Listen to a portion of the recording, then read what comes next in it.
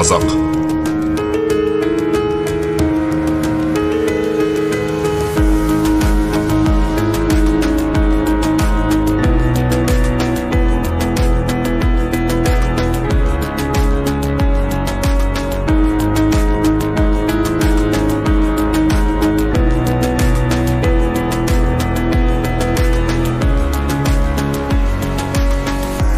Саудагерлер келді Ираннан, қазақтың ұлан-ғайыр даласына. Шыңғыс ханның елі сондай тұғын, бұл аймақта қарақшы болмай тұғын. Саудагерлер алып келді мың түрлі, киім кешек ыдыс аяқ сан түрлі. Барлығы да саф алтынмен әрленген, ою өрнек қазақтарға сән берген. Сіз үшін деп риза қылды патшаны, тақ иесі ханның алдына кеп тастады. Жетпес болған еш пенденің ақшасы, ырза болды патшалардың патшасы. Айтты олар келесідей сөздерді, сөйлегенде мақтау-мадақ өрледі. Алып келдік Иран жақтан жақсыға, тастау үшін аяғыңның астына. Өрнектелген алтын зәммен жағасын, патша сонда өзі беріп бағасын. Көрсетті патша сонда бар күшін, сақилық пен даналықтың бар күшін. Сонымен саудагерлер мәз болды, мәз-мейрам боп алтын суға шомылды. Содан Шыңғыс хан бұйырды, келгендерге ақ шатырдан үй құрды. Бұл сыйларды жақсылыққа жорыды, мұсылмандық тәбәррік деп таныды. Алтын, дирхам, аң терісін өңгерген 500 адам кеп жиналсын әр жерден. Ұлы дала төріндегі бар затты Иранға барып сауда етсін ақтықпен. Шар тараптан келді жиналып мұсылман, барлығы болып 500-ден асып жығылған. Әрбір рудан басшы шығып сайланды, 7 ата мен 6 арыс, одан барып 3 барыс басшылардың қолдарына ұстатты, алтын менен жазылған алтын емел қолхатты. Жар салдырып рұқсат берді сапарға, тапсырыңдар менен хатты ол жақтағы қағанға. Хат ішінде жазылған, моншақтан сөздер құрылған.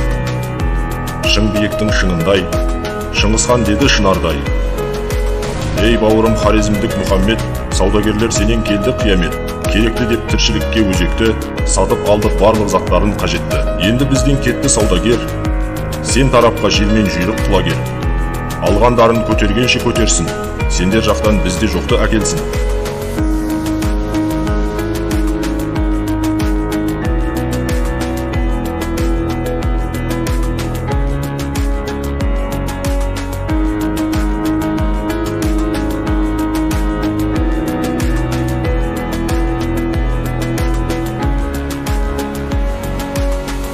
Ирандағы мықтылардың мықтысын Құдай бізге бөліп берді жер жүзін. Сондықтан да ізгіленіп бар ниет, орнатамыз қайырым мен әділет. Өзің бізге болып жүрсің сүйеніш, дос бауырмыз, дұшпандар да күйінсін іш. Жол әрдайым қарақшыдан ашылсын, жауымыздың кеуделері басылсын. Әділетке жұмсаған соң бар күшін, барша халық арнар бізге алғысын.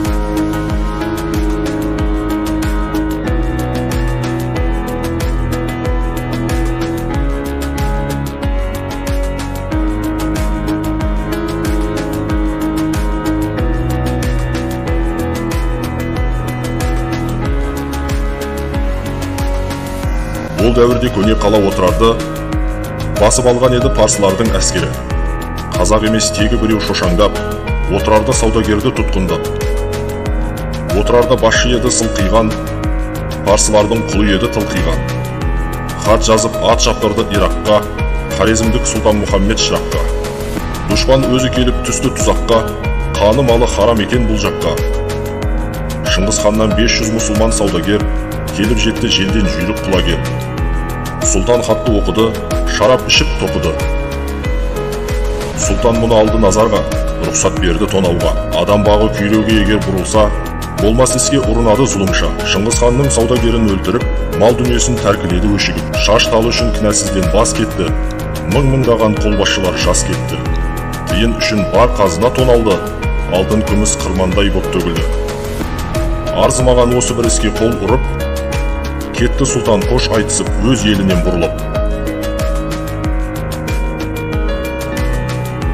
Жетті хабар Шыңғыс ханға бұл жайлы, суық желдің ызғарындай құл жайлы.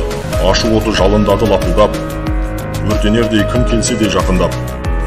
Жер табалмай әлсіз жанын қоярға, қан менен жас қатар толы жанарға. ұйқыдан да күлкіден де айрылды, қырға шығып иманына қайрылды.